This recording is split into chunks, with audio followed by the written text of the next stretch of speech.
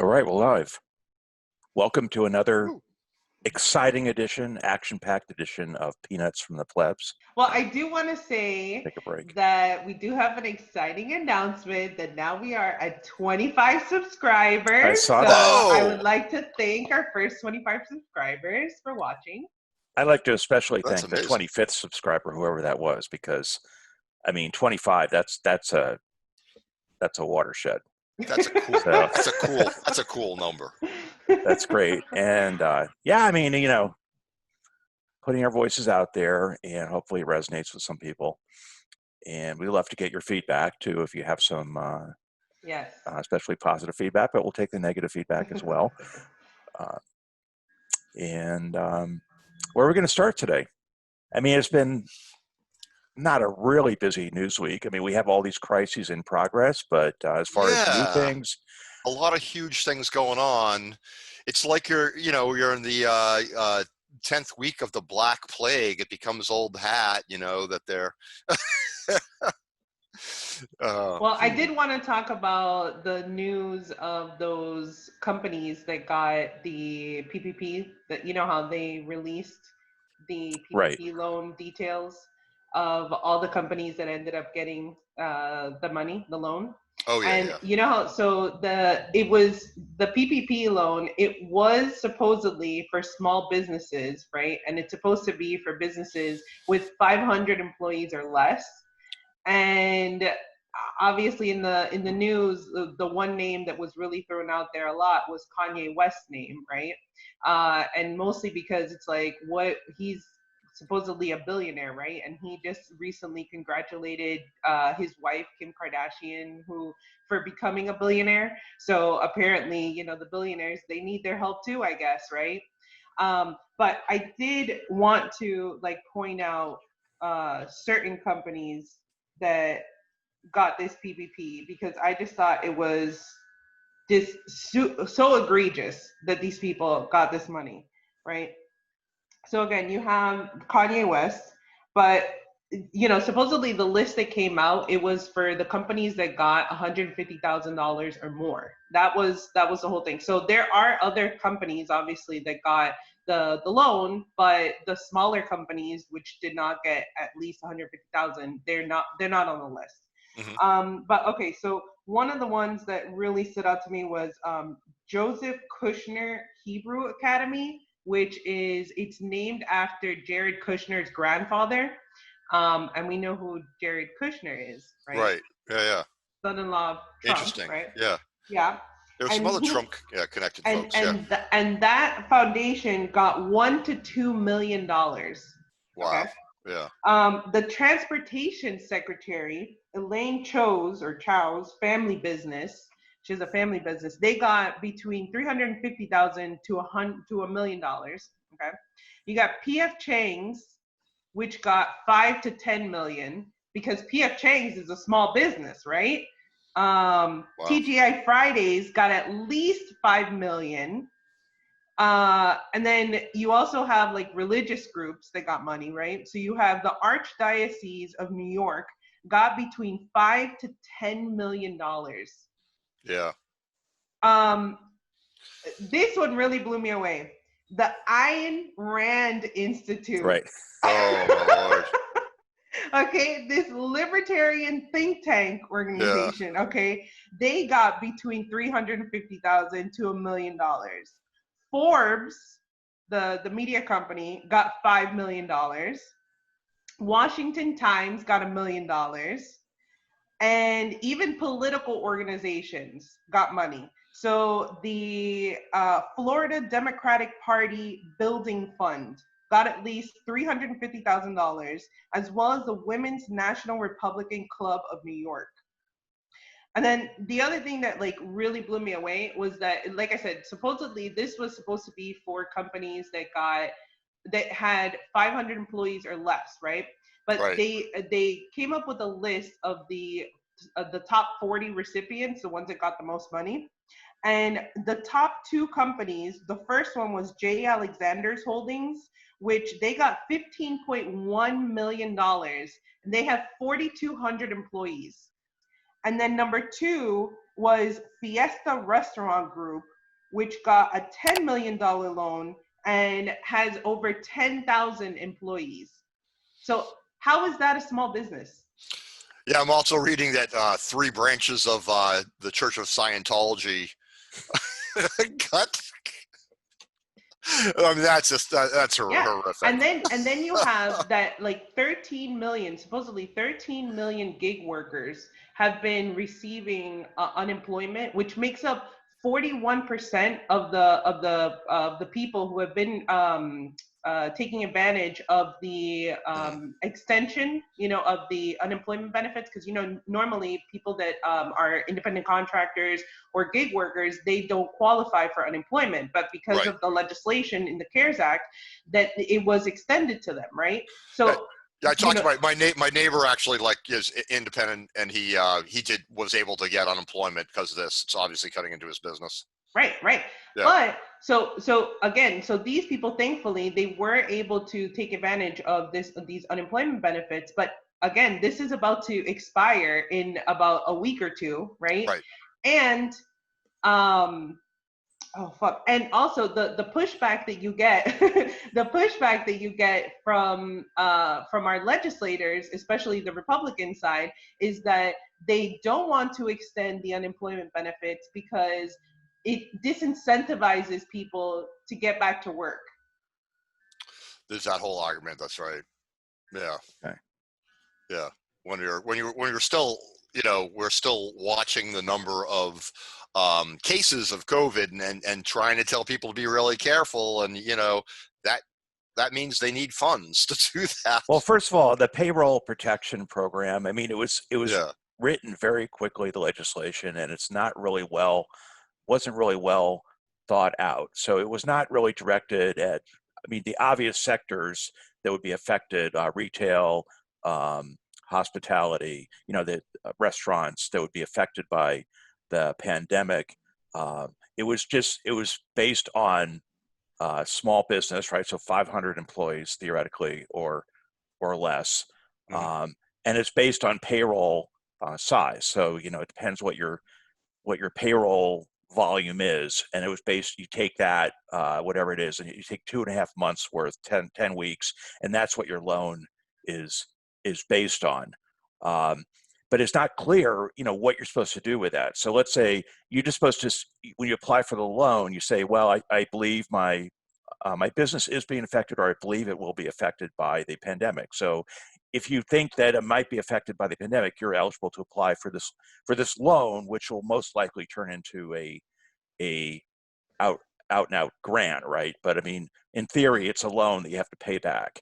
But how do you? So when you get this money, do you hire people? People who don't have work, do you hire them, just keep them on payroll and don't have them do anything? So if you own a restaurant, does that mean you just pay the people? You pay your cook, your dishwasher, whatever. You're not operating, but you're paying people with this money, and they're just going to be sitting around doing nothing, or what? It's not clear. And you're saying you don't know whether or not at some point it'll be deemed to be not a loan, but a grant that you don't have to pay back. Well, you have to remember that, was it, like a month ago, that they announced, they passed the those changes to the PPP loan that would essentially, it made the requirements for forgiveness more lax, right? Where they had more time to be able to, hire back their employees, and they didn't really have to hire back all of their employees if they could show that they weren't able to. And you do have companies like United and, obviously the airline companies, they were bailed out. And a lot of them are coming out now and saying that they're going to lay off like 35,000 people. Right. So, they did the minimum requirements for the loan. They kept the people employed for that period of time, but then they have no intention of keeping people on which is long the same, term. right? It was the same thing that, always happens with various, tax forgiveness, tax deals, right? Where basically bring your giant corporation here and guarantee that there's this many jobs. And then the lawyers look into it and they go, we only have to guarantee the jobs are there for a year. And then we can sack everybody and keep that tax deal, And they look, people with lawyers, man, they always do great. Yep. I don't think the idea of the payroll, I mean, the payroll protection is not a bad idea because it's similar to what happened in, I guess, in some European countries. They basically just paid everyone's payroll to keep people employed, because that money that if you're paying people, paying to normal working people, they're going to mostly spend that money, right? They're going to spend it on rent. They're going to spend it on, Right. Yeah. food and the basic necessities, keeping the basic economy and going. keep the basic economy going. They're not going Right. to just, do stock buybacks or something. I mean, normal people are Yeah. just going to spend that money. So in that sense, it makes sense. But there's so maybe I'm still confused. It seems to make all the difference in the world to me if I know it's a grant versus a loan. If it's a grant, I'm like, well, there's no danger of that money coming out of my pocket. I'm going to hire back some people and pay them, even if they are essentially don't have a lot to do, right? Just because I'm doing a good part, and I want to keep my workers for when times get better, that they're in a good economic standing and they can come back and work for me. Right. That's the It's idea. only a loan, and you don't know if you're going to pay it back. You're essentially swallowing a loss if you're going to keep people on the payroll when you're not actually making any money, right? Right. Yeah. I mean, and the conditions of Doesn't the make any loan, sense. it's a 1% loan, and it's a very generous payback. You don't. So basically, it's a very, even if you have to pay it back, it's almost like free money because it's a very low, Right, but low interest rate. the issue is that first of all, that remember that they ended up having to extend this PPP loan because of the fact that the first round of it, the money was gone so quickly because you had all of these big companies, like I just read out some of them, who took Right. all of the money, you know what I'm saying, and they left Yeah. nothing for the small businesses. So Well, that's not quite true. That's not true, because actually the number of businesses that got PPP loans is quite substantial. I mean, isn't it in the millions of businesses that got PPP loans? I believe it's quite a. I don't think it's true. In the first round, or in totality? I think in Because the remember, first round. like In I the first said, round. they ended up having to extend it because there were so many small businesses that actually didn't get to take advantage. Well, that's true, but I mean, there were quite a few businesses even in the first round that got funding through the PPP. So I don't, I don't know that. I mean, how many billions of dollars were in the PPP? I mean, it should have been more, but maybe it was like $400 or $500 billion, right? I thought it was the first round. 4.9 billion. Is that it?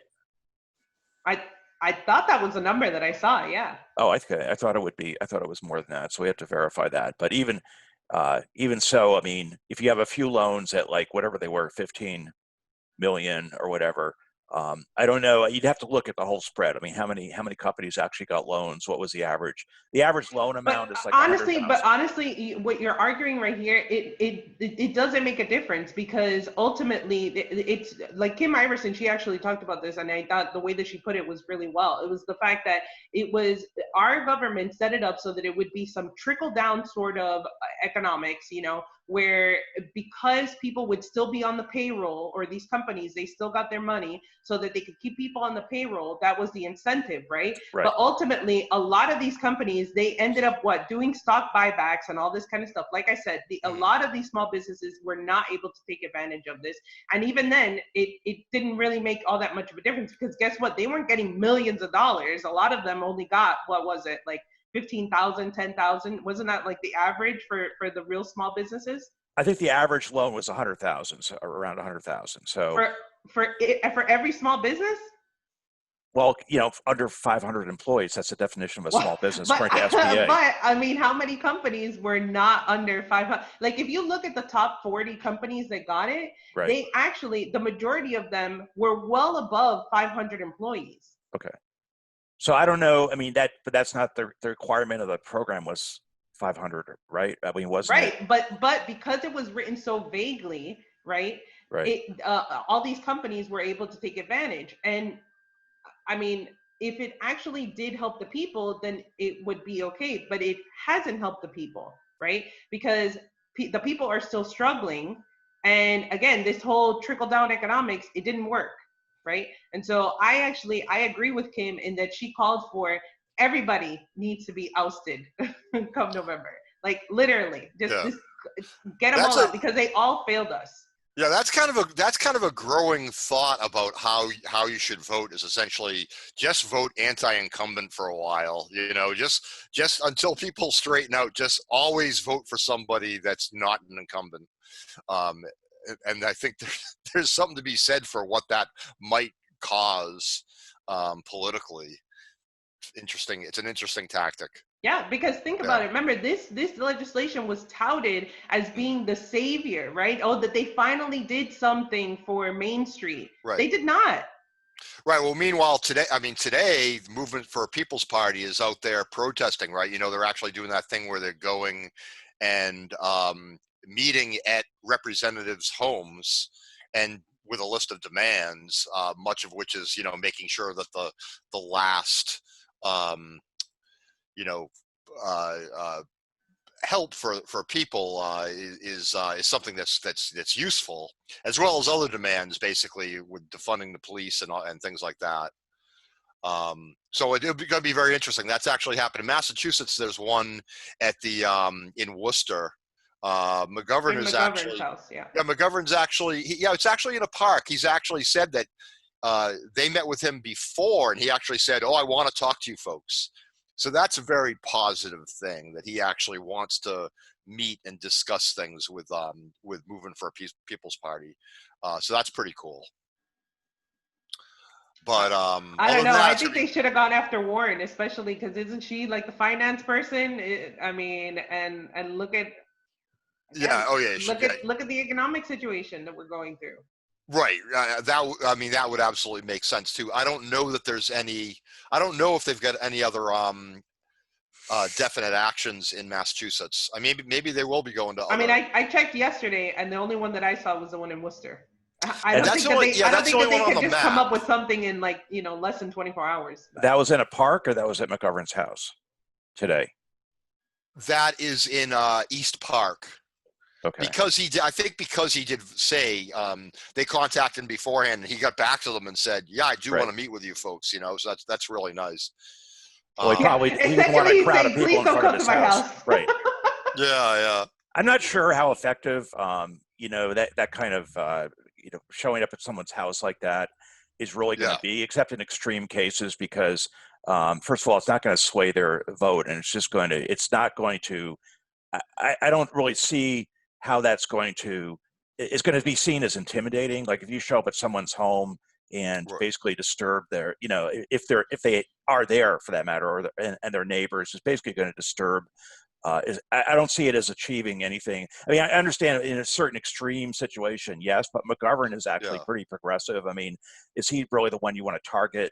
You know, I could see a specific issue that's really serious, that's up for a vote or whatever. Okay, maybe you would call for something like that, but I think that's kind of an extreme measure to go to someone's home and try to like intimidate them essentially into voting a certain way. I don't think it's going to work, and I don't think it creates a positive image for the movement.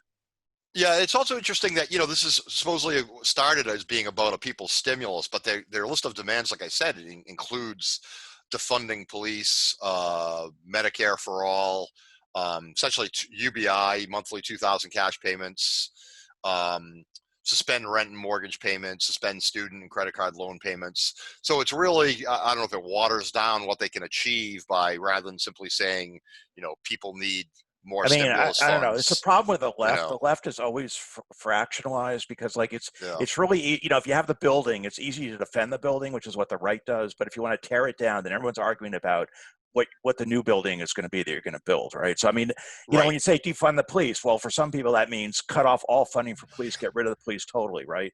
You know.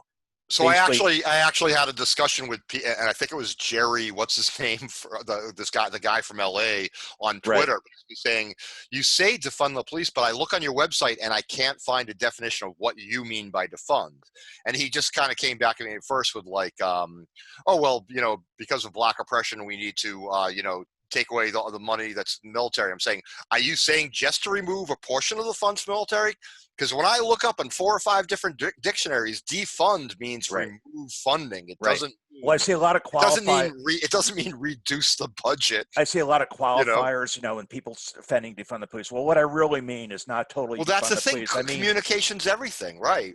I mean, yeah, and maybe and a lot of you see people saying "f the police," and you see like, okay, or maybe we should have community policing. We should get rid of the police and build up from the bottom up, or whatever.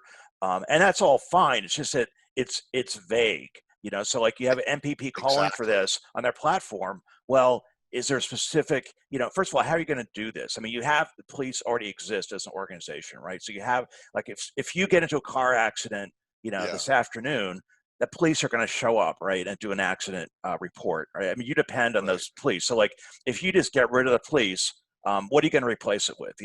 What's going to, and I'm not arguing in favor of the. And the problem is they lose people that generally would be completely on their side, because I'm like, oh, remove military equipment, remove, demilitarize them, have citizen boards on the disciplinary hearings, all this kind of stuff. I'm like, I'm completely on board with all of that. And the stuff that we said was happening maybe in Boston, they're looking to have things where have proper response, have mental health folks right. So these specific actions make a lot of sense. But it reminds me of like going into Iraq and thinking like you're going to do nation building.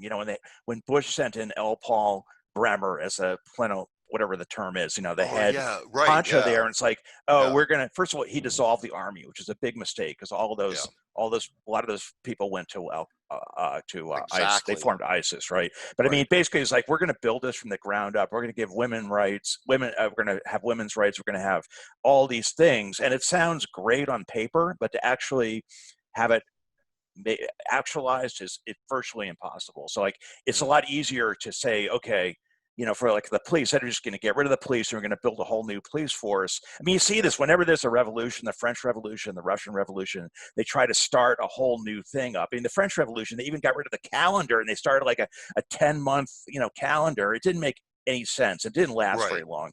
Yeah. You have to make reforms where they make sense. And like for the police, obviously the problem is the militarization of the police. No one complained. I mean, people complain. I do want to say quickly, step one in reasonable reforms is communicating your intention correctly.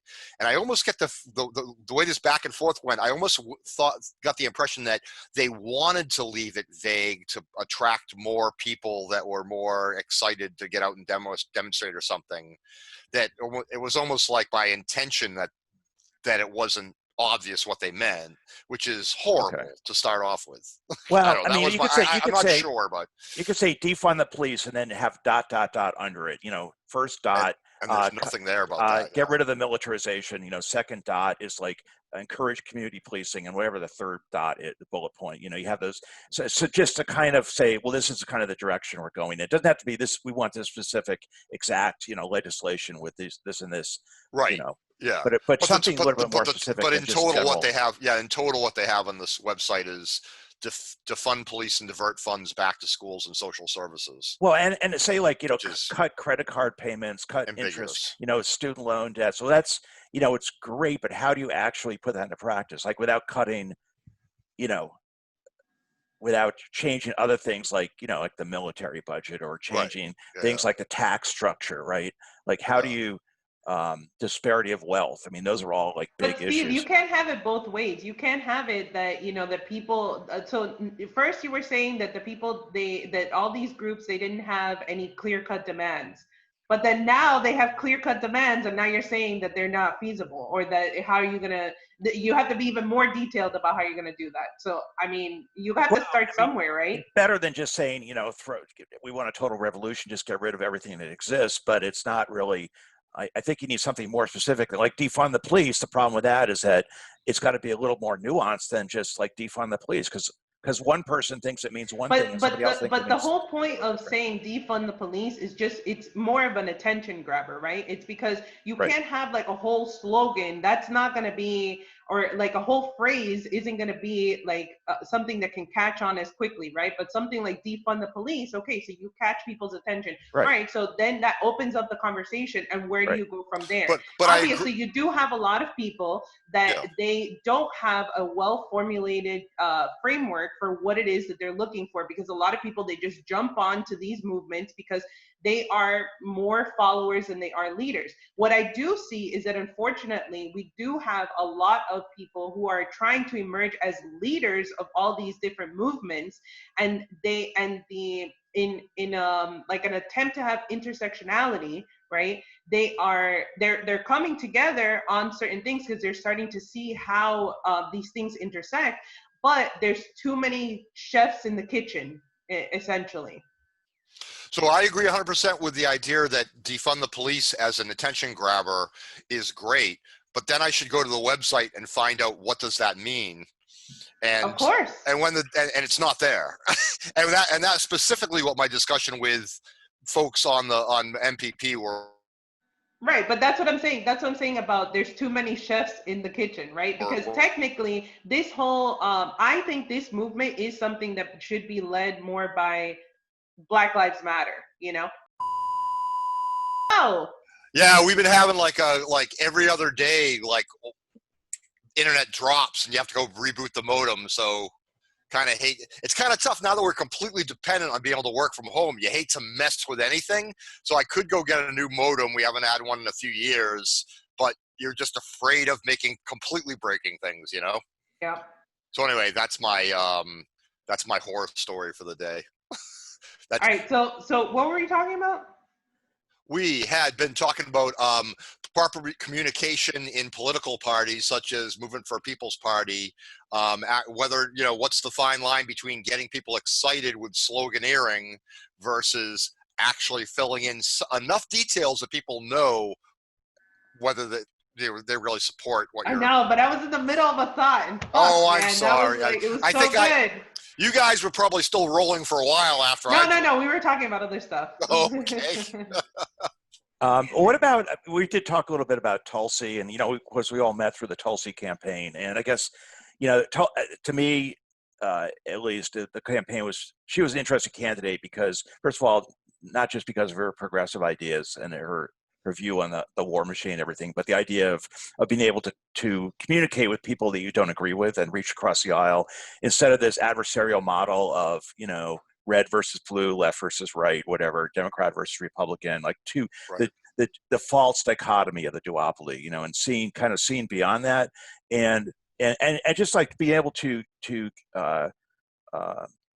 communicate and also identify the real problem as not being, you know, the two sides of the same coin, but rather going outside of that, and also I think she recognized that populism was a rising wave in the country. I don't know how successful she really was at capturing that. I don't think, obviously, not as successful as Trump, for instance, or even Bernie Sanders. But, you know, I think we have to keep in mind that that's how we met, and that's, you know, that she represents that kind of effort to kind of go beyond the adversarial model, because everyone thinks, oh, gee, if I can just get my candidate elected, right, they're gonna push through their legislation. This is gonna make people change. It's gonna make the country change. And yeah, obviously, you know, if you have an FDR type candidate and they're able to do a New Deal, and that is going to change things. But you got to have, first of all, you got to have super populist backing. You got to have all the members of Congress who are going to vote for this as well, and you got to have a real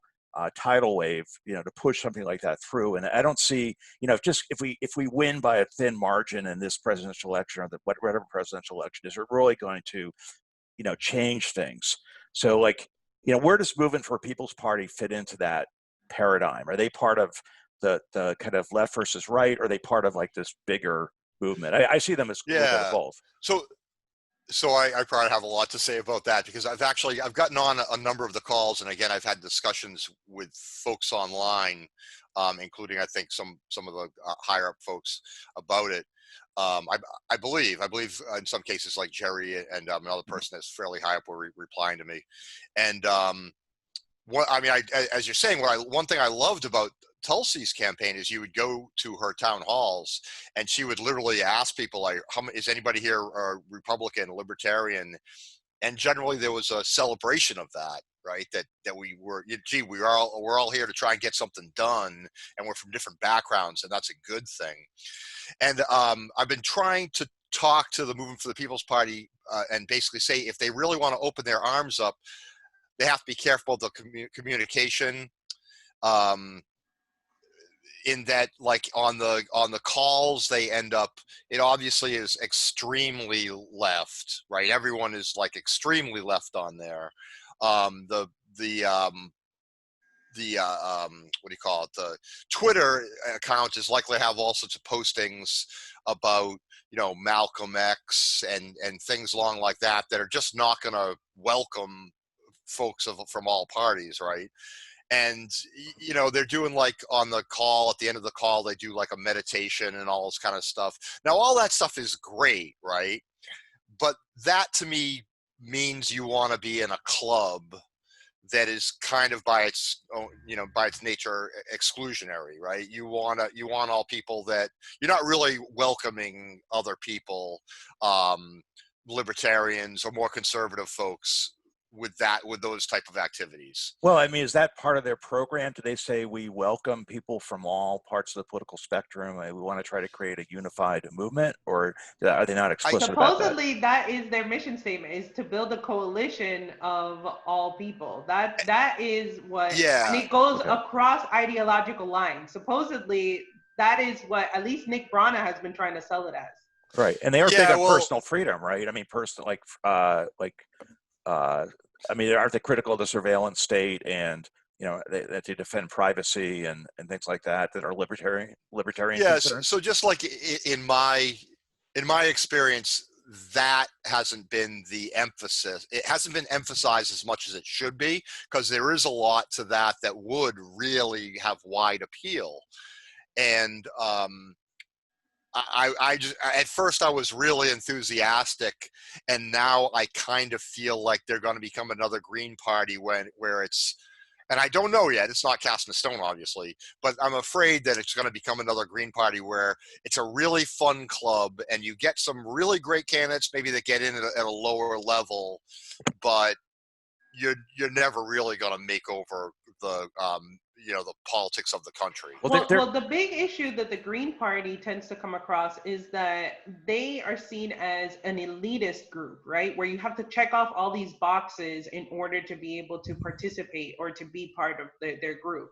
So at least from what I've seen, because like I said, I used to be a Green. Right now, I'm just unaffiliated with anyone. But you know what? And mostly because right now the Greens, it's like a big shit show about what's going on with their presidential election. But yeah, unfortunately, that's the problem, that they may not actually be an elitist kind of group. I mean, I didn't get that kind of sense when I was there, but it does. To a lot of people, it comes off as like you have to be this environmentalist and you have to be you know, a vegan, and you have to, you know what I'm saying? Like there's all these boxes that you have to check off in order to be part of it. And supposedly Movement for a People's Party was supposed to transcend that. It wasn't supposed to be. And again, that was, you know, that was my impression of the goal. But I got on the all right, I'm sorry. My old man is showing. What's the name of the app that they're using? Slack. I got on Slack, and I'm trying to engage and just say, and I tried to put it in a nice way that I don't want this just to be another Green Party. I want it to succeed, and so I'm just going to bring this criticism.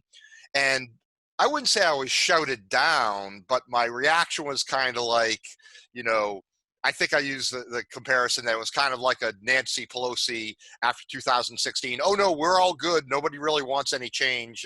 Don't worry about it. Everything's fine, you know? And I'm just like, you know, please be open to criticism, especially when it's coming from somebody that really wants to see you succeed. It's necessary. It's necessary to have that open dialogue. Right. And I kind of felt like at first people jumped on me a little bit, and then some of the higher ups kind of came in trying to smooth things over without really saying that, yeah, we don't want to be another Green Party, we have to watch our messaging or something like that. So I don't know. I'm just I'd like to see Moving for a People's Party be what we're all talking, what we think it should be. Right. But I mean, they have to. There's so many different parties, like on the left, right? I mean, well, you have the Green Party, you have NPP, which is really more of like a coalition movement, and you have Justice Democrats. You have all these different groups and parties. which one is actually going to catch on? That's the question. Or is it going to catch on enough to actually make a difference? Because, obviously everything is stacked against third parties, right? And it's very, very difficult for third parties to establish. And just a little note, they do not want to be referred to as a third party because it legitimizes the duopoly, the corporate duopoly. So they want you to call it a major new party. A major new I'm into the messaging. I like the idea. I wanted them to succeed. And I see that about the action today, Brana is on Jimmy Dore. So all of you go watch that after this. I mean, to me, it seems that there's a rising populism, right? It's been pretty clear ever since Trump, right? That people and Bernie Sanders. I mean, you have these two populists involved in 2016 that obviously they gained a lot of traction, and people realize more and more that the duopoly is corrupt, that Washington is corrupt, it's a swamp, there's so much money involved, that they aren't really, the people's interests don't really matter. And that's what, can potentially unify the so-called left and the right, right? The libertarians and the progressives can be unified on a lot of these issues because they're against like the foreign entanglements, they're against the surveillance, they're against a lot of different things in common. I think we got to remember that, and the MPP it would behoove them to remember, that's the basis of this, that the powers that be are not solving the problems in DC. Nothing's getting done. We're not dealing with climate change. We're not dealing with the wealth disparity. We're not dealing with all the foreign entanglements. So like we need to deal with that. So there is a potential for that traction. I just don't see it happening yet because nobody knows about it. We know about MPP, but like if I talk to anybody, like my friends and family, they don't know about MPP. They haven't heard of it. Right, and they're not likely to get a lot of publicity even after the action today. And I realize as I'm looking at the fact that it's listed as being at a park in Worcester, I think they're all starting at parks, but then going to have a march to the representative's house. So that's actually what that's about. When I looked at a few others on the map, they are starting at parks, but going to be a march. Yeah, so I agree with what you're saying completely, Steve, regarding populism and the fact that, and I think that, like I say, Movement for People's Party has to watch it with getting too tangled up in identity politics. They have to think about, because that's what the Dems use to drive people apart now. They want to keep people apart. They don't want populism to win, and they use tactics like that to keep people that all really want healthcare and good jobs and a clean, safe environment. Right. People are the same in really what they need to be happy, right? And freedoms and protected and liberties. I mean, there's such an opportunity right now for a populist, what do you want to call it, progressive or not, but a populist coalition, because I mean, Trump is imploding totally. I mean, Trump, like he doesn't even seem like he really wants to be reelected, and Biden is. And yet he showed there's that, and yet he shows there's that demand for that populist. Well, he showed it he showed that demand, even though he executed it all wrong. All right, cool. So I wanted to talk about the DAPL ruling, because that was one of the first things that I actually got really involved in when I first became an activist, when I first moved back from Spain in 2016. And DAPL stands for? DAPL is the Dakota Access Pipeline. So this was back in 2016, and this was under our dear Obama. They went and they were trying to build this pipeline through, sacred land. And there was this massive movement of people that came from really all across the world to be in alliance and stand with the water protectors all they were doing was just trying to protect their land. And of course, these energy companies, they just decided that they were, they didn't care, and that they were going to, build this pipeline, even though obviously ever since then it has been proven to have leaked. It's leaked hundreds of thousands of barrels of oil into this water for these people, and so obviously there was a reason for this fight, and it was, I think it was halted right before I want to say maybe January 2017, right before Obama left office is when he I think it's important to say that there were extreme measures taken against the protesters. There were like water cannons and freezing temperatures. There were rubber bullets. There were concussion grenades, or whatever you call it. Tulsi was there, as veterans were active in protesting. So it's another horrific situation of things that Trump would get ripped apart for.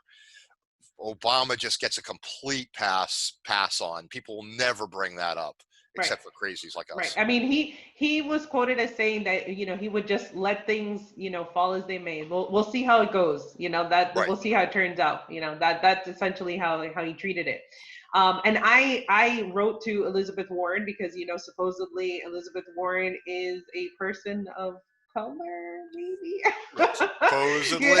Supposedly she's Native American, and this was before she did the test, right? The DNA test. Right. I wrote to her to see, if she would come out and at least say something, and she didn't. She waited until Obama came out, and like I said, I think waited until it was I want to say end of December, beginning of January. That's when Obama, he put a halt to it. And then once Trump was in office, that was one of the first things that he decided to revoke, and he, renewed their license to be able to go and drill again. Right.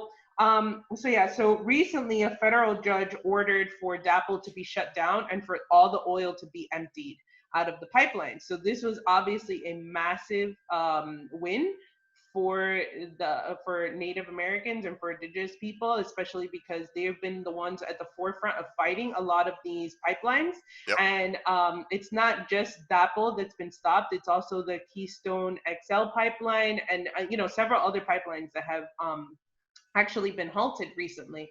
Now, the Secretary of Energy actually came out and said that he blamed this on protesters. Right. And he said that the protesters are costing people's jobs, which obviously is very dangerous. I mean, to a certain extent, it's good that he gave them that he actually acknowledged the work of the protesters, that they actually have made a difference. Right. But you also have a lot of protesters that are facing federal prison charges, because they are seen as environmental terrorists by a lot of these groups. Right. And so that is very dangerous for him to say that. But I also think that that the timing of this has a lot more to do with the fact that you have a lot of energy companies that are actually filing for Chapter 11 bankruptcy right now, one of which was Chesapeake Energy, which is based out of Oklahoma, if I'm not mistaken.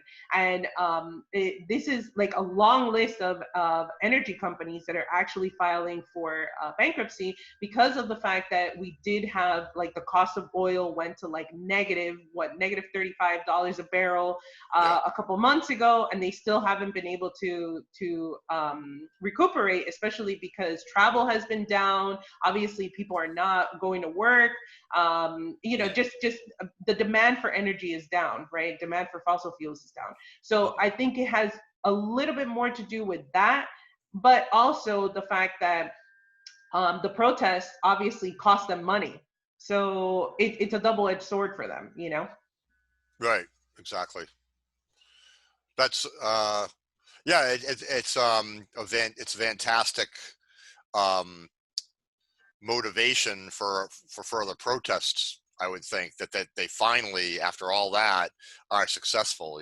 No, I just think, it seems like we have like I don't know, we're in such a period of change right now, and obviously that's a good thing, but it's all tying in with climate change and renewable energy, right? And the demand for fossil fuels, and where is this all headed? Because obviously nature doesn't care. Nature just does what it does, right? So like if the world's going to keep getting warmer, or if we keep, stuff's going to happen, whether people are going to need energy one way or the other. The question is, can we make the shift to more renewable basis and change our lifestyles so we're not totally dependent on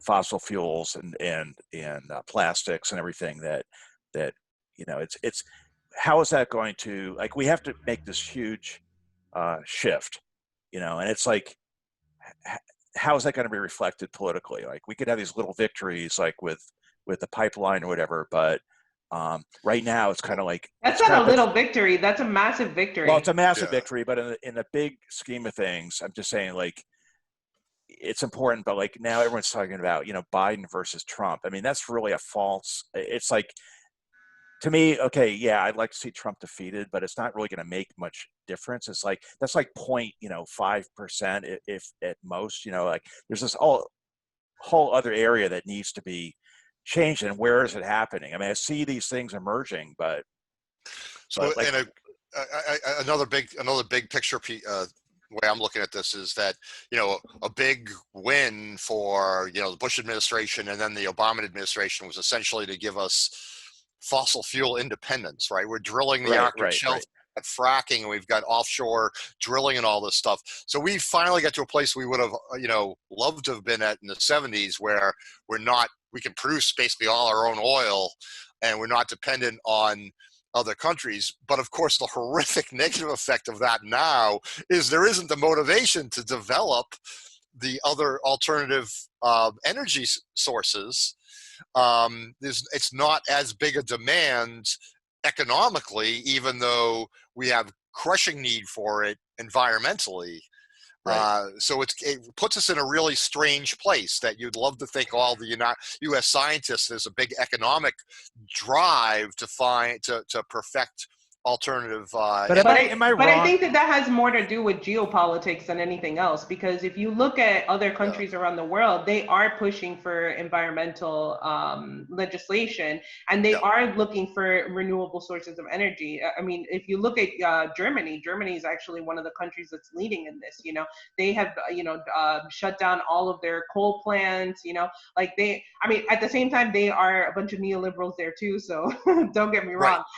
But the problem is that what we need to do is that we need to make it more financially viable or profitable for people or for companies to go into the renewable sector. Right now, because of the fact that we have so many subsidies that go into fossil fuels and fracking, that is essentially what drives why it is cheaper, essentially.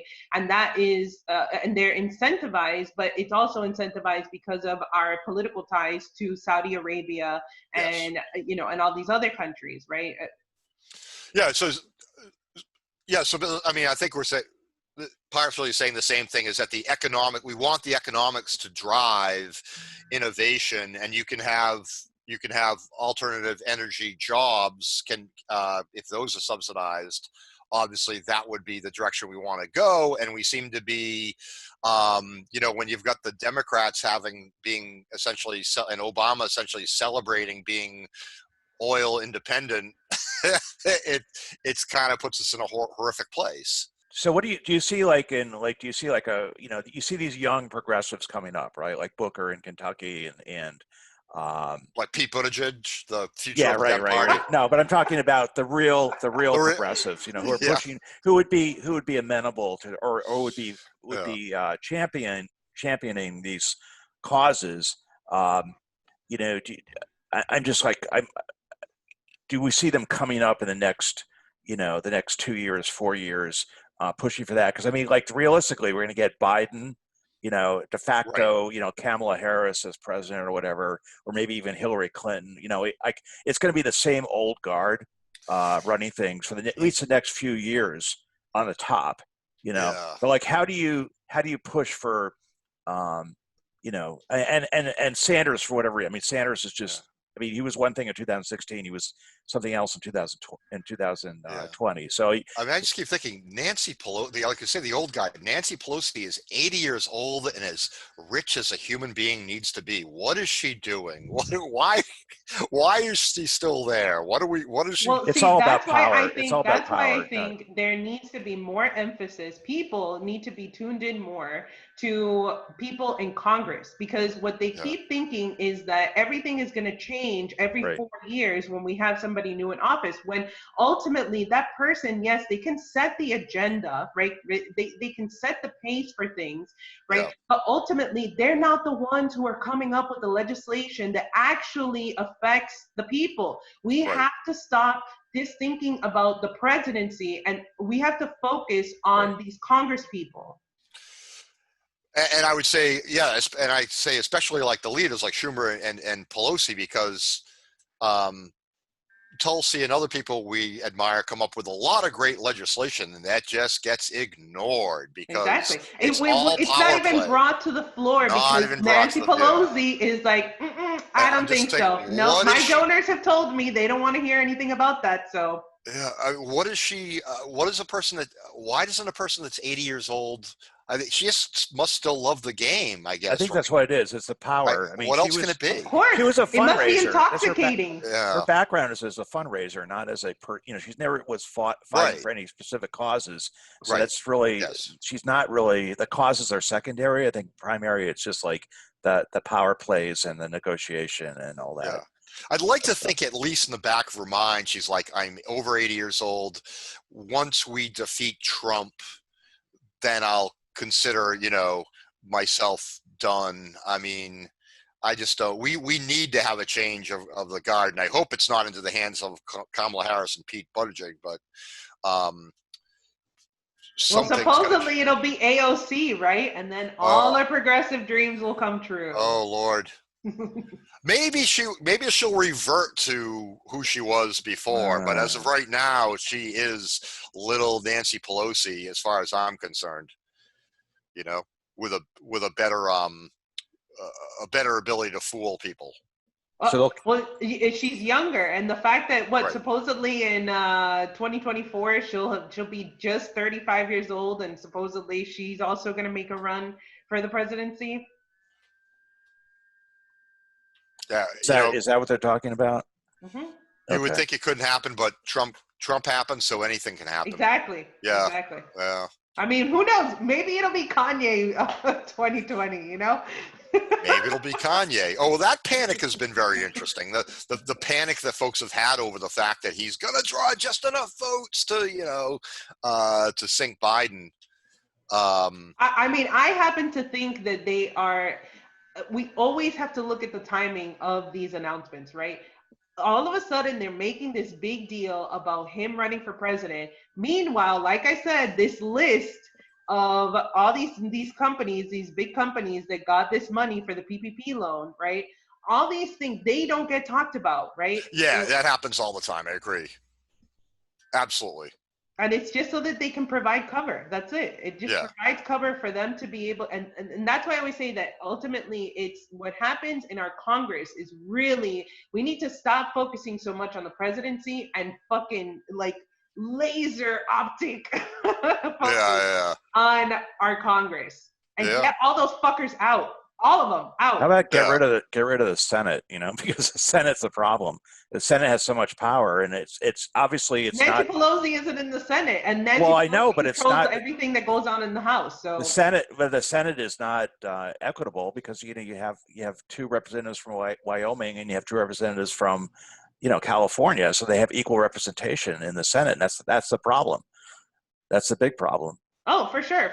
But what I'm saying is that they all need to go. They all need to go because ultimately they have done nothing for us. Nothing. And their job is to serve us. It's not to serve anyone else. It's not to do the bidding of anyone else. It's to do our bidding, and they are not doing their jobs. And what happens when you don't do your job at a normal job? Right. You get fired. So you're saying all 435 should go? All of them. Okay. I mean, I don't. First of all, I don't see that happening. I don't. No, I didn't say that it was gonna happen. I just said that I think that that's what should happen. Yeah. I mean, look at 2012. Obama won, had both, houses of Congress, and didn't do shit, except like a watered down healthcare reform. That was it. I mean, do you think if it happens that there's kind of a if the Democrats take the Senate this time and everything, do you think you think Biden is actually going to push anything? Be You able to keep saying Biden. because they just blend together in my Biden. mind. I'm sorry, Osama, Biden, No, whatever. Yeah, I mean, it's appropriate. So The Convo Coach referred to him as Biney. And I think they said, and then they were playing on, that, well, he's kind of tiny in significance or something like that. that's silly. No, I kind of like the cleanness of that concept of just vote against incumbents. Right now where we're at, we need some kind of shock to the system. Yep. right. But I mean, it's not going to do anything because unless you Yeah. have like 90% of the people voting against incumbents, and even if you do, the 10% who vote for the mainstream people are going to win. So I mean, you can say that, Steve, but we can always count on your nihilism. Seriously. yeah, I mean, I'm just saying, like, I want to get something done and just not like, I don't want to like do feel good stuff. I mean, feel good stuff is fine. Oh. Putting up signs and everything, that's fine. But like, I want to see something actually happen, So I would pick a flawed progressive, who's going to actually, and I mean a real progressive, over somebody who's not going to, who's just another, tool. Hey, I would a quick plug in this light. I did make a recent contribution to Noel Famera, who is a progressive running for Tulsi's old seat. So Okay. instead of Kyle Khalili or whatever his name is, who's a complete DNC, Right.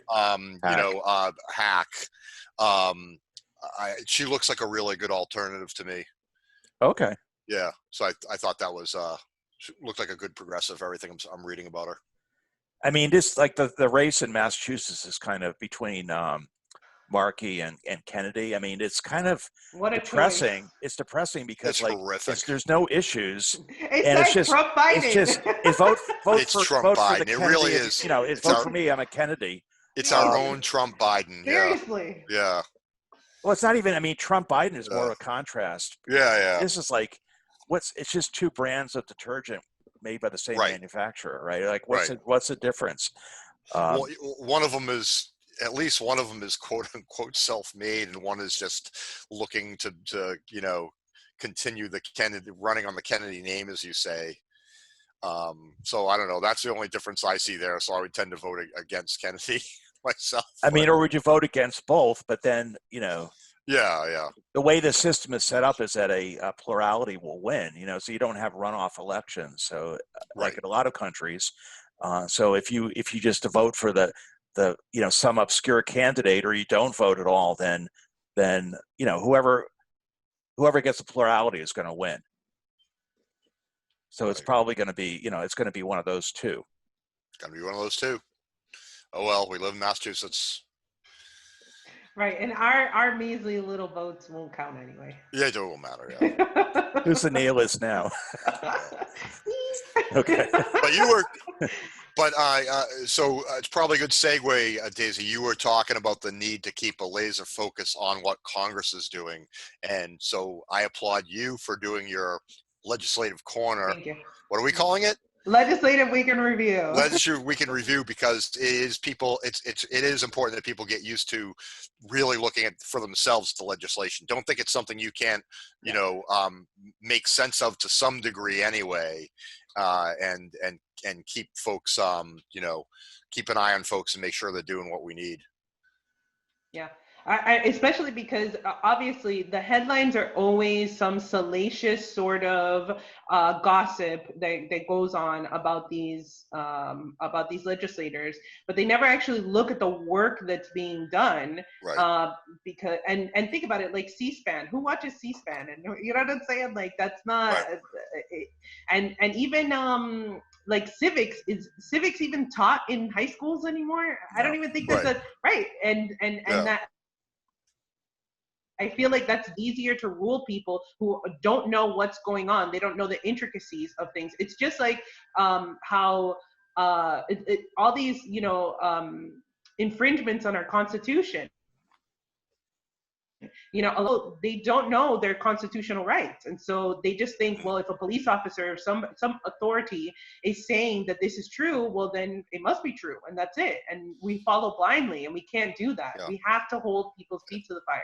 Yeah, a lot of times they just don't know. I remember like holding a banner over the bridge for Tulsi, and like cop car pulls up, and like one of them saying like, oh, you can't do that. You can't post something up like that. And the other one's like, oh, wait a minute.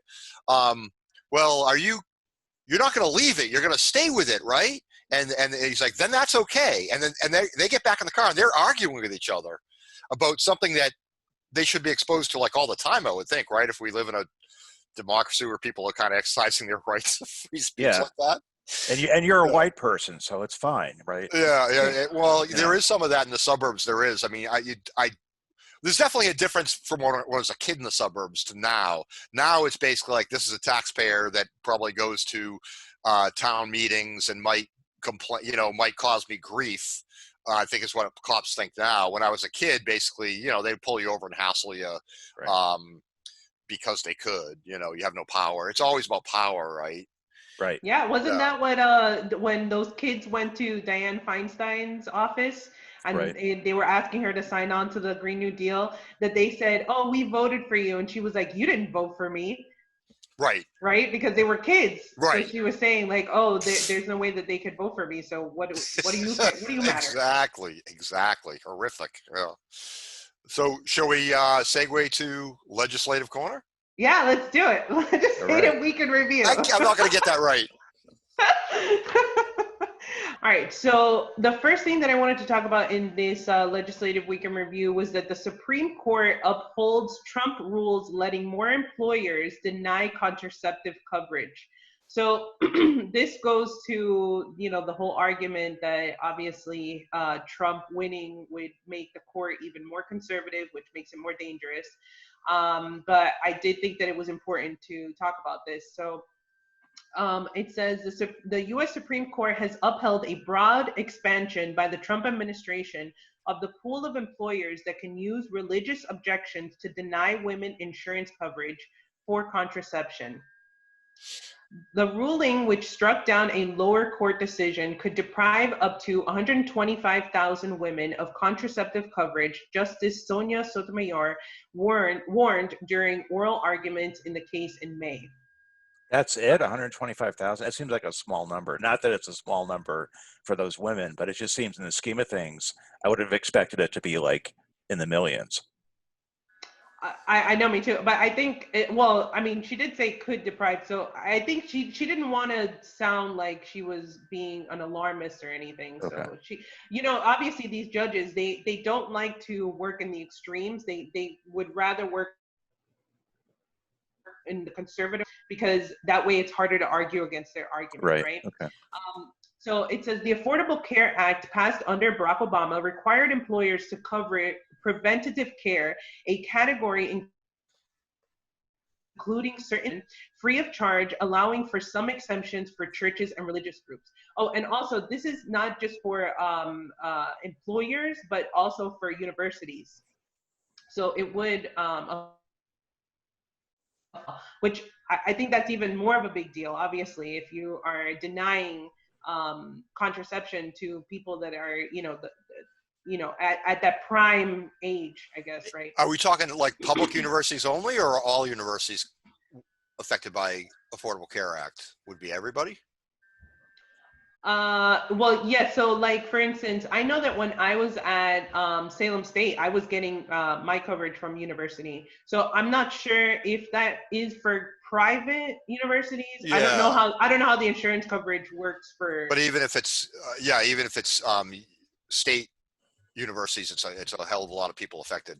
Right, exactly. Yeah. So it says corporations run by families with religious objections to covering the cost of contraception, one exemption from the law in a subsequent high-profile Supreme Court decision, Burrell versus Hobby Lobby, in 2014. But soon after Trump took office, his administration issued new, much broader exemptions, which the states of Pennsylvania and New Jersey challenged in court. Under Trump's rules, any nonprofit employer or any for-profit employer in a company not publicly traded could claim an objection of conscience and be exempted from offering plans that included coverage for contraception. Lawyers for the government in the case, Little Sisters of the Poor versus Pennsylvania, argued that no employer have bona fide moral objections to contraception would seek to take advantage of the exemption because health insurance plans that include contraceptive coverage did not cost more than other plans. You know, looking at this, I feel that this is not something that was, it's not like an ideological move done by the Trump administration. I feel like this is more so like Trump. I don't think it's ideological. I think one, it's a bid for his voters, obviously for those conservative voters, the ones that are more religious. Right. So that sect of his base. I'm sure, and it yeah. also plays to the fact that he's going against something that forth. Because, you know, he just has to be the Obama basher. That's it. That's what it comes down to. You know, anything that Obama did, he's always got to do the opposite. And it doesn't even matter. Oh, it's definitely personal with him. I think it actually started. There was like some press dinner where he was in the audience and Obama was like laying into him in front of the whole press corps and everything. And I think that got him. Yeah. I think that was the point at which he said, "I'm gonna do something about this and I'm gonna run or something." You know. Well, you know that. Well, you know, before he I want to say in all of the years that that Obama was in office, he was one of the opponents of Obama. Like, he was, everything that Obama did, he always had to come out with some sort of contradictory. So I don't know if it's that he was already thinking about running 8 years in advance or 10 years in advance. Yeah, because he did hit all that. But that definitely one of his biggest opponents. Yeah, he did hit all that birth certificate stuff like early, you know, and it's like, what was the point at that point when he wasn't really in politics at all, you know? What, Trump? No, yeah, Trump, yeah. Yeah, but Trump, remember, he was interested in running in 2000 because the whole thing, Roger Stone was pushing Trump to run in 2000. So Trump was interested in the White House going back quite a few years. I mean, obviously not to the same extent, but I mean, he was looking at it. Got it. Maybe. Okay. So maybe he had that in mind. I think that this also sets it. I think this also sets a very dangerous precedent for, you know, finding ways for employers to be able to deny health insurance. You're going to offer health insurance, you know, from the government, and it's going to be employer based. And now you're allowing for employers to actually, you know, deny coverage of certain things. I think that that's a very dangerous precedent. Well, it's just attacking the, you know, Affordable Care Act just because it's personal or for whatever reasons, and the Republicans never had their, you know, alternative plan, which they said they were going to have, right? And then they won the presidency and both houses of Congress, and nothing happened. So I just don't. It's a slippery slope and it's dangerous. But obviously, it just shows that we need to get away from the whole employer-based healthcare system, you know, because it doesn't make any sense. It might have made sense in the 1950s, kind of, but now it does not make sense when people have multiple jobs. I mean, all the people who are losing their jobs because of this pandemic, they're going to lose their health coverage too, right? Because we have employer-based health coverage. So, you know, I mean, that just makes it more clear than ever that we need to have a single-payer system. Or not just the ones that have lost their jobs, but the ones that they have reduced hours to now they're really working a part-time job. And if you're working a part-time job, you're not eligible for benefits. Right. So I mean, it's been that way. I mean, that's how Walmart operates. All these companies, you know, Hobby Lobby and everything. I mean, we're only talking about the top people who get the health coverage anyways, because the whole economic model has been moving to part-time employment to avoid having to pay healthcare. And that hurts the economy as a whole, right? So, you know, small employers don't even bother to give health coverage anymore because it's too expensive. You know, unless you have 50 employees or more, you know, you don't get a discount for health coverage, and it's ridiculously expensive. You can't afford it if you're a really small business. Yeah, I just like if you were starting a country from scratch, the idea that you would mandate employers to provide health care. It's just so bizarre, right? I mean, it just like, it hobbles the economy in such a big way. Small businesses, that's a huge thing they have to consider if they're going to start up. You know, how they gonna fund something like that. If I'm as an employee, if I'm going to change jobs, I have to consider whether or not the next employer would cover my kid's dentist. I mean, it's crazy. It's crazy. It's crazy. Yeah. Like, I mean, I knew a guy, like, this is like 20 years ago, but he was like a copy repairman. He worked for like a small company that probably had like 8 employees, and he got health coverage. And then they had a girl, and she had all kinds of medical problems, you know, so it became a real, he had to stick with his job but there was a lot of tension between him and the employer because, like, you know, their premiums are going to go way up and everything. And it was just a total mess. And so the employer can't spend time running their business. They have to spend time like working out all these issues that are going to come up, you know, with crises, right, with employees, right? Or they have, you know, and the COBRA system. I mean, it's just a nightmare. Whereas, and I know folks that, you know, they've had and luckily survived cancer, and now it's like, well, I really can't change jobs because the next employer is not going to, you know, not going to want to pick up that risk or whatever. And it's horrific. Right. And actually, for my business, for example, I mean, I have, you know, like 10 employees, but having the Affordable Care Act was really good for me because it allowed me to no longer have to pay for that premium. So what I did is I gave my employees, you know, an increase in pay and said, you go out and get your own coverage through the exchanges, and that worked out a lot better. They got better coverage, lower deductibles, and it saved me money. You know, so for me, it was a win. You know, it was definitely in the right direction. But getting back to Trump, I mean, I just think he's attacking it like on a not an ideological level, but just on a you know, personal. Yeah, absolutely could be. Right, because he's petty. Yeah. It's just because he's petty. Well, he's kind of, I mean, he said, I saw some kind of soundbite, you know, this week where he's like, well, if you don't like me, I don't like you, you know, so it's all like, I mean, he admits that it's just. Or that he says, I only attack people that attack me, you know, right. Like it's always a tit for tat thing with him. So he's you can tell everything that he does is very disingenuous. I think it's definitely partly that, but I think there is also, you touched on the fact that, you know, religious groups that support him, this could be payback or pay forward or whatever, you know, for that support and to try and continue that support.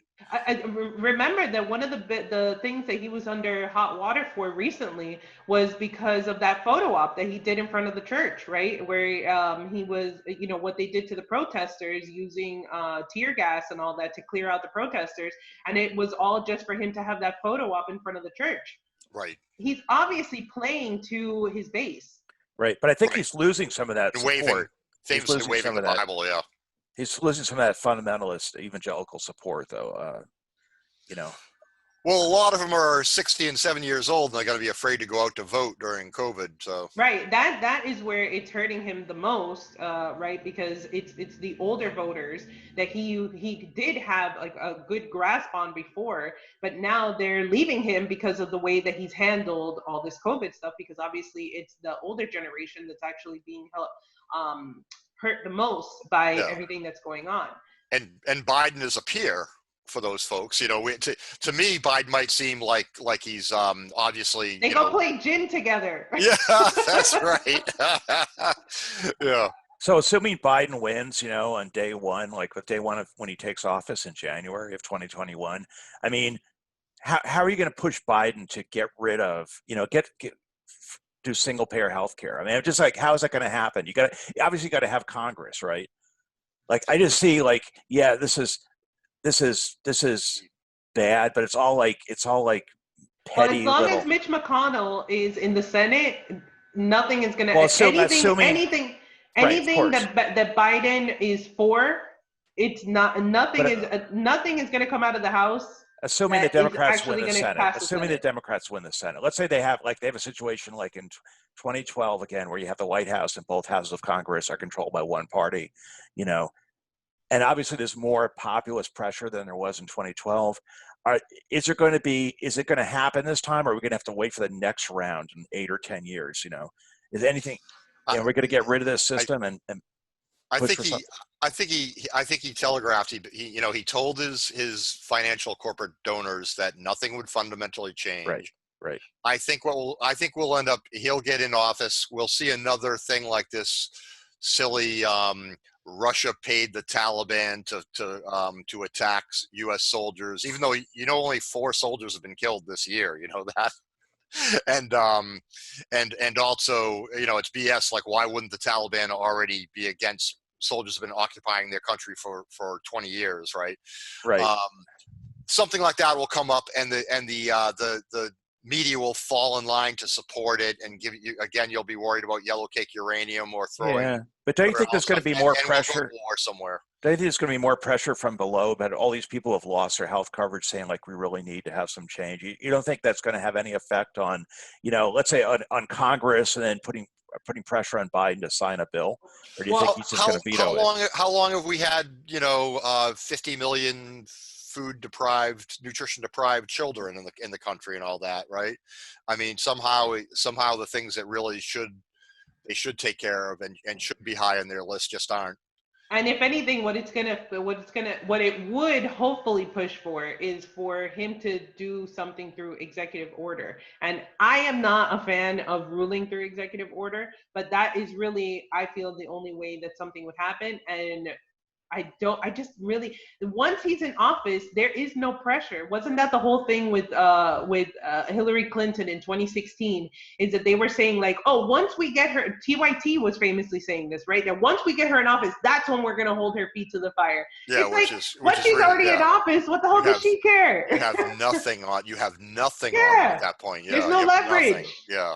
Your leverage is gone. It's just like how this time, Bernie and all of these Democratic, quote unquote, Democratic voters, they lost their leverage the moment that they said that it didn't matter who the nominee was as long as it's not Trump. Right. Exactly. As soon as there is no pushing Biden anywhere because he has your vote regardless because he's not Trump. That's right. For a lot of these people. It's unfortunate. That's just how it seems. So for the second story that I have for Legislative Week in Review, so this just came out on the 10th, and it's that Representatives Ayanna Pressley and Rashida Tlaib announced the BREATHE Act, calling for defunding police, reparations, and universal basic income. This is a piece of legislation that has been drafted by the Movement for Black Lives. And the BREATHE Act comes in response to the ongoing protests demanding justice for George Floyd, Breonna Taylor, and other Black men and women killed by police. Ayanna Pressley and Rashida Tlaib, they signed on to it as supporting it and that they will introduce it, but they haven't introduced it yet. So what you can find online about it is what has been drafted by the Movement for Black Lives, not the actual legislation.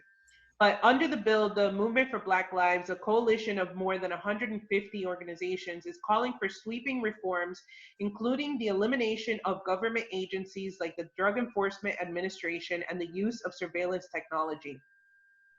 The bill is broken into 4 sections that focus on reforming federal institutions and policies. The bill would also end life sentences, abolish all mandatory minimum sentencing laws, and that's a Biden one for you, and close all federal prisons and immigration detention centers. So it says the first calls for divesting from police agencies like the DEA and ICE, banning surveillance technology, ending civil asset forfeiture, ending life sentences and mandatory minimum sentences, closing federal prisons, and decriminalizing and retroactively expunging both state and federal drug offenses, among others. The second section calls for incentives for states to shrink or close detention facilities, removing police from schools, abolishing police gang databases, eliminating court fees and forgiving all court debts, repealing all juvenile offenses, and creating new intervention programs that would send specialists other than police to respond to 911 calls, among others. So that kind of ties into what they're doing in Boston, right? The third section calls for social equity in communities, including equitable funding for all schools, closing youth detention centers, developing school curricula critical of colonialism, more wraparound services for students, promoting environmental justice, providing safe access to water, creating pilot programs for universal basic income, providing access to education for undocumented immigrants, and modernizing all schools, among others. So that part gets a little social justice-y. So that is a problem with that part. And the fourth section calls for reparations for those incarcerated, including enfranchisement to vote, creating a public financing program for campaigns powered by small dollar contributions, incentivizing states to increase voter turnout, allowing undocumented immigrants to vote in local and state elections, and holding officials and police officers accountable, among others. So it's pretty intensive. Wait, what did it obviously. say after that on the Oh, bottom? sorry, It said, what was the last thing? It said, although the bill won support, no members of Congress have said they plan to introduce it. Yeah. Okay. Yeah. I would So say that's why these two are the only ones who actually want to introduce it. But and again, because they're Democrats, what's it really going to do? Where's it really going to go? If Nancy Pelosi isn't backing it, what does it really matter? No, is this really more about, you know, their reelection and getting, I don't know. It seems to me there's so much in there. There's something for everybody to love and something for everybody to hate, you know? Yeah. It's never going to get anywhere. This is a coalescence of a lot of different bills that are out there, and it's just like putting them all into one. But I don't know, the way that it kind of comes off is almost like a manifesto, and I will. It's an interesting document to basically say, you know, to document what those two people are for at this point. It's very interesting to talk about, but I can't imagine that would go anywhere. It's not about action. It's a statement. Right. Exactly. Yeah. So, and like I said, that's why it comes off more to me as like a manifesto from the movement for Black Lives of what they would like to see. I don't think necessarily that it's a negative that they have come out with this. I think that this is a comprehensive, act that they're giving their demands. Yeah, and it's actually, like I say, it's a very interesting. It's a great communication document. Right. I mean, and you have to come to the table, to the negotiation table with something, right? And I feel like this is something that they have they've obviously this is well thought out. You know what I'm saying? It's very detailed. Now, would this be interpreted by other congressmen of they could write a piece of actual legislation intending for it to get passed that essentially is like one of these bullet points. Right. I mean, that actually could happen, that they could basically, by communicating this, they could actually have something happen by basically, just doing that, the defunding ICE and DEA, et cetera. There's a whole bunch of bullet points there that could be individual piece of legislation that actually could go somewhere. But it's got to pass in the Senate and the House, So like, first of all, it's got to be introduced.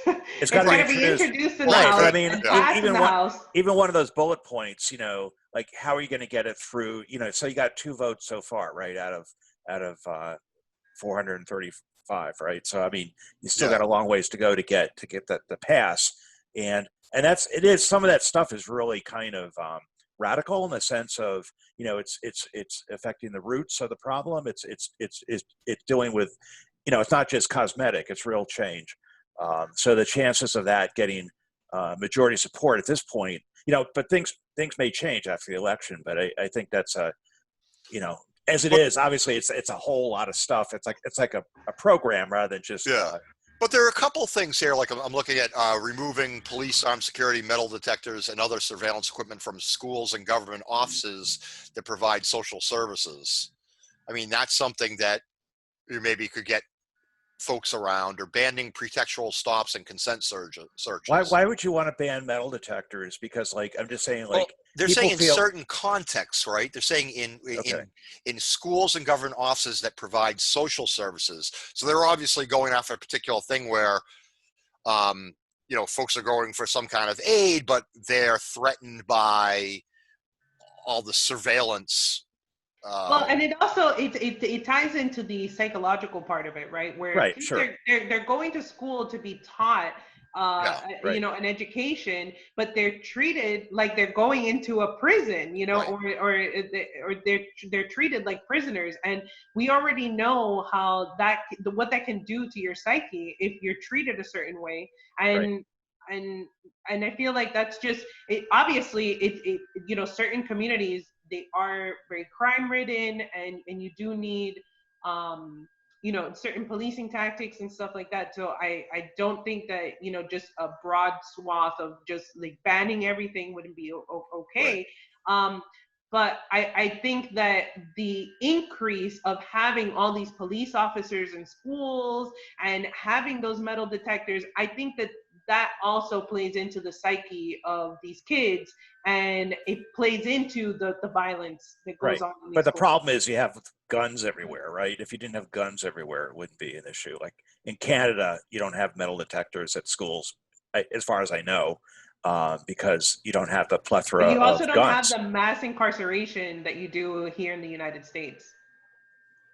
Right, but how? I mean, I'm just talking about the number of guns, not incarceration. Just the fact that there's tons of guns around. That's you know. So there's the issue of if you didn't have metal detectors and you have somebody walks in and shoots up the school, right? I mean, which has happened before. This is why Right. they introduced the metal detectors, and which obviously have a detrimental But effect the metal psychologically. detectors is not for that. The metal detectors is because unfortunately you do have a lot of schools that are in a lot of areas that are really crime ridden, and these kids, because there's a lot of gang violence, because Right. there's a lot of That's what I'm other saying. That's forms what of I'm saying. crime. Yeah. Right, but it's not because some kid is going to shoot up the school. It's not about that. It's about the fact that you do have a lot of gang violence in a lot of these in a lot of these places. But again, these kids, it's like you're almost perpetuating it. You're making it come true. If you are treating these kids like they are criminals to begin with. Right. Well, I'm with you on that. It's just I think you could pick 3 to 5 things out of that whole list of like it seemed like there was like 100 things on that Oh yeah, program, and yeah. those would all be major legislative victories to get any of those Yeah, I'm going through accomplished. it a lot. I mean, a lot of this really interesting ideas. Safe passage to school programs. Um, yeah, all sorts of great stuff. That's why I think that something like this, something so comprehensive, like I said, you can tell it's very well thought out. It's something Yeah, that they have worked on. They've obviously it's a coalition of 150 different organizations, so it's not just one organization coming out with this. It's a coalition of them, and their demands, and the fact that again you have to have something to come to the negotiating table with, right? And you want to shoot high. That's the thing. It's right. like you want to shoot for the sky when you go into the negotiating table, and then you compromise, you work together, you compromise, and then you come out with something. I mean, we already have seen that just with Trump's administration, that they are malleable and that they are willing to work some sort of police justice reform in there. Yeah, so this is actually interesting. I mean, there's been some speculation around the idea of Black Lives Matter forming its own political party. I mean, this is essentially a platform Mm-hmm. for such a party, and it's actually, as you say, a pretty well thought out. Where might not get everything, but if you enact a number of these, you're actually transforming. Yeah. Um, It's not a bad platform to run on, right? it's Like it's if you it's want to be it's a not. candidate who runs Yeah, on this.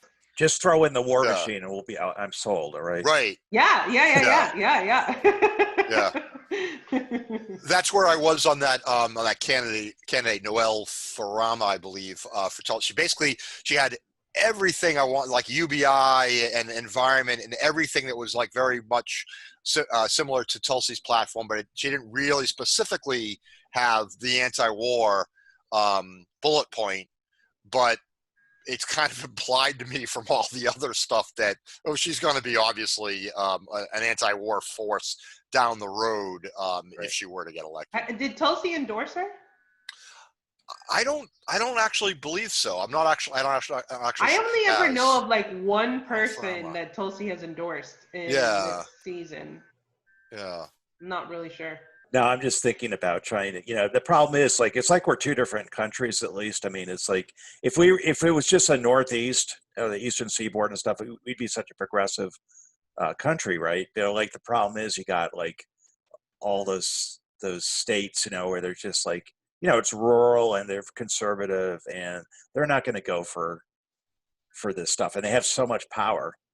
But it's like you said, that if we keep it on a economic justice type of realm, then we have more things in common that we can actually get working for us, right? Yeah, I mean, and the personal freedom issue, so it's freedom and Yeah. justice again. Justice being the economic part, and freedom being kind of the the freedom part. So there is, the economic part is crucial. All right, Jim, you want to do the conspiracy corner? Sure. Do it. I will. So, Here comes the hat. conspiracy corner. I can't wear it with headphones. So this is just a weird one that I guess actually came out of nowhere yesterday. So basically, this thing came up around this Sofa? this Wayfair Nice. e-commerce site, right? That what they're saying is it's this portal to like child sexual trafficking. No. What? Like basically what they're saying is if you look, so everyone out there, just look up, and by the time this is posted and edited, maybe it'll have totally blown over. But right now it's like trending like crazy. Look Really? up the tag pound Wayfair, WAYFAIR. And what the idea is, the name is the Caitlin Module Sectional, going for £26,000. Right. What This the little hell? If you look up, there will be like, so this is in the UK, based in the UK. If you look up the name Caitlin, there literally will recently have been a child that went missing by the name of Caitlin. God, And this if is you take this disgusting. SKU number here and put it in this other certain website, like it'll eventually, there's a whole bunch of other things people are saying. If you put this in this other like Russian-based website, you'll actually get a picture of some child or children related to this. Or sometimes people say if you actually go ahead and say you're going to buy this, like the name of this person will be in the cart when you go to do this. And there's a lot of intriguing stuff out there on Twitter. It's probably all BS, but it's pretty fascinating. And is the price always like that ridiculous? Is that part? There's a whole bunch of things out there that are like for like $10,000, $15,000. So wait, okay, so Wayfair, because I mean I love Wayfair. I buy stuff from Wayfair. So I think I have the Wayfair app. So Wayfair, I know it's almost like an Amazon type thing, right? Where you have like third-party sellers that they just use. Oh, right. The platform of right. Wayfair, Yeah, I think that. Yeah, and that's right? the idea, because other people can buy stuff through it. Here's the Ghislaine collection, which is so. Here's another thing: is they're basically saying, some people are saying that this guy. There was this report that this guy associated, the head of like Wayfair, like quit. But it looks like that's not true. Some people were saying that Ghislaine Maxwell gave this information to the FBI. This is like the first thing she told them, was that this site is being used for this stuff. Like there's a lot of people that say that. So this Lazarus for $76,000, and if you go look something up recently, this guy called Lazarus was recently kidnapped. And there's all sorts of, and you can go down a rat hole for days, it looks like, from what I've seen on this. I mean, that's okay, but just because somebody's name has the same name. And right here, like a really bizarre name, Samia. Well, bizarre to me. I mean, it might not. It probably isn't in other cultures. $12,000 for this cabinet, and here's this 17-year-old guy recently went missing. I mean, Okay, right, Wait, right. so when did this come out? like literally yesterday. As of Wow. yesterday, it started like trending. So it's the most bizarre thing. I mean, my personal belief is that there are hundreds of thousands of kids that go missing every year in the United Yeah. States. And is there trafficking of those kids? Yeah, I think to some extent there is. But I think this is kind of pulling a whole bunch of weird Wait, how stuff many missing together. kids every year? What's the actual? What did you say? I mean, I thought like there were hundreds of thousands. Essentially, that's that like go- that's a lot. well, maybe we'll have to follow up on that. But that's basically. Am I getting that from? I'm getting that from what people are saying in this style. Maybe that's wrong. I don't know. That's like 300 every day. I mean, that's like hard to Yeah. fathom. So don't take our word for that, and folks, research on your own. Okay. But yeah, here's another thing: $30,000. But it is a problem. Child trafficking But is a problem. It is a problem, and so this is just if this could be complete BS, it probably is. It's a fascinating study in how these things get started, right, and how these bizarre things get out there. Okay, but you know what? But you know what? This reminds me of Pizzagate, right? And you know how Yes. people say that was all BS, but all of these things they start from like this kernel of truth.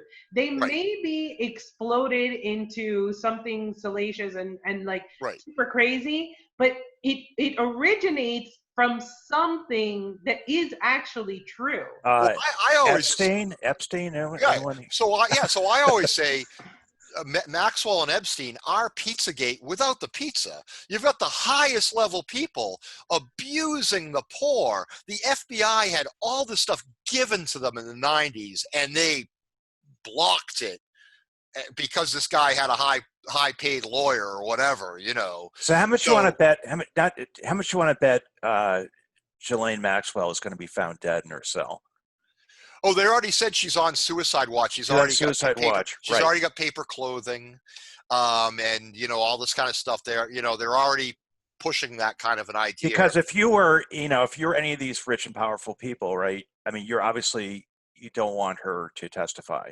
So how do you make her not testify? Either you have to incapacitate her totally. Right. Some way, right? And the So- easiest way is and you know what? You know what I thought was funny? That one of her friends, quote unquote, actually came out and said that she has like tapes of people, right? Right. thumb drives. Right. And I thought to myself, like, what kind of a friend would actually come out? It sounds like that friend wants to get her murdered. But she also, as part of that, she specifically said that, but she would never tell on Andrew. Andrew's her friend. She would never divulge the stuff on Andrew. So I don't know if they were worried the most about British intelligence getting her. I don't know, you know. I'm just wondering, like that she's at the Metropolitan Detention Center in Brooklyn. It's not the same place that Epstein was at, but like, why aren't there should be volunteers down there 24/7 watching who comes and leaves that place, because when Epstein was snuffed out, assuming that happened. I mean, there were people had to come there and then leave, and like this is like a crucial thing to because obviously there's some kind of conspiracy here, right? Can we donate? Can we take up a donation, a GoFundMe, and get like $1 million? So there's 500 cameras trained on that. And it wouldn't even cost that much. But they'll have a power outage. Right. Yeah, but that's why you can't depend on the authorities to handle it. You can't depend on the FBI. You can't depend on the New York NYPD. No. But you got to why aren't there volunteers here going down? Because if this thing gets covered up again, like she dies and gets covered up again. I mean, can they actually again say that they had her on suicide watch? Oh, they will do it. Why not? Both guards were asleep. I don't think they'll get away with it. I think they'll get away with it. It wouldn't be that easy for them to kill her. They'll get away with it. Yeah. They'll get away with it because they've been getting away with everything else. But I'm just saying, I think at that point it would be really hard for them to actually get away with it, because people still think Epstein, he just killed himself, Yeah, but it's also what does get away with it mean though? Like if they literally you know, killed her, and it was obvious that we were lied to again. Isn't that gonna, the majority of people are just gonna say, well, it just shows we can't win. There's nothing we can do, you know, because Well, nobody's gonna go to jail if for it. she's smart, she has like multiple copies of these thumb drives around in different locations, just like with WikiLeaks. You know, I mean, Julian Oh, Assange has stuff at different locations, so they can always release stuff. Yeah, if she's not actually working with Mossad or whatever, if this isn't all a ploy, and they're faking this, her actually being captured, right? If she actually is she should have multiple copies in multiple people's hands, that if they don't get a phone call from her once a week, it goes right to WikiLeaks or something. I mean, I really would love to see all this stuff just end up in WikiLeaks. Right. Yeah. Because like when I saw the press conference of when they actually captured her or arrested her or whatever, the guy from the FBI, he said that they knew where she was this whole time. They were just waiting for the right moment. Like, are you fucking kidding me, dude? Right. So Why? you couldn't have at least brought her in for questioning or something. So that makes me think of, why are you doing this now? Right. And then the fact that I saw this interview on the BBC where some lady named Conchita something, she was friends with Ghislaine, and she actually exposed supposedly this whole relationship that she had with Prince Andrew back in like 2000 or something like that. But she was saying that most likely it won't even go anywhere because of the immunity agreement that the Epstein had. I think it was in 2008. Yeah. Where he said that anybody who procured for him or like helped him out or whatever, they are immune from any charges. But I don't know if that's for the case that because they're being very specific in saying that it's like, you know, the cases that are from like, I think like 2001 to 2008, but then she's being tried for the stuff in the 90s, or something like that. Right. So I don't know. Yeah, so I don't know. Also, and I thought there was also questions about the legalities of that deal they made with Epstein, because what didn't they say they definitely trampled all over the victims' rights because they weren't kept in the loop. Exactly. But I don't know if that nullifies the legality and of that. Also the fact that agreement. It's the agreement was it's a federal agreement, not even a state agreement. You know. Yeah.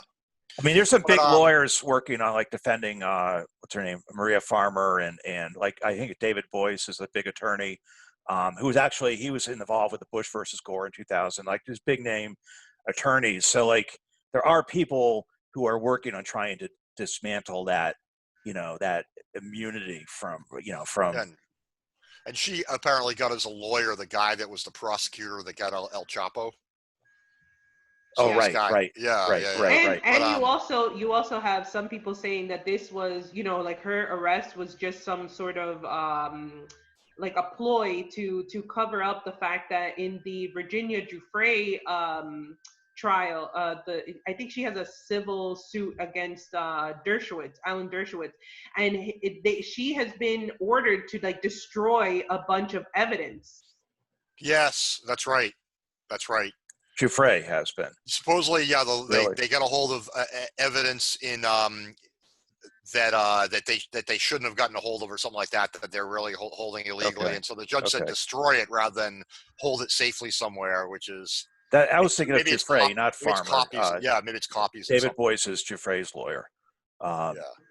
That's interesting.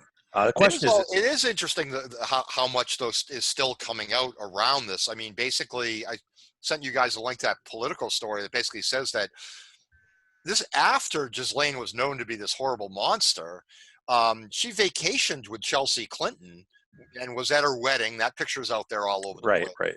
More pictures and stuff are coming out about Bill. So I don't know what's going on in that light.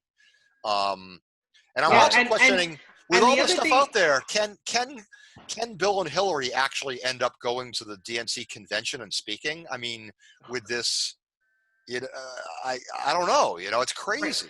And the other thing that a lot of people are bringing up is the fact that obviously she's known as like this socialite, right? Yeah. Maxwell. That how is it that she had access to all of these people, and they're trying to I guess like they're trying to say that all these people that she's taken pictures with, or that they've taken pictures with, that they need to be worried about what can happen or whatever.